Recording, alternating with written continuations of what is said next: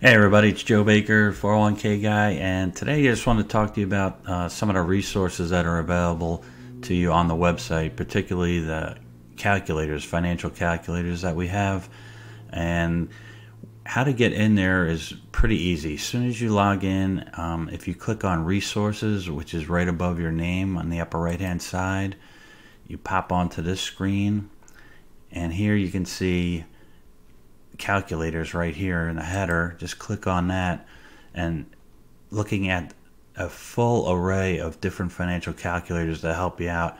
And one of the more popular ones that I've seen when I talk to participants in 401ks is the fixed versus adjustable rate for finance calculator, and also credit card debt management and debt consolidation and auto loan. And those seem to be the most popular, as well as lease versus loan under auto. But as you can see, there's a bunch of them that you can explore and check out.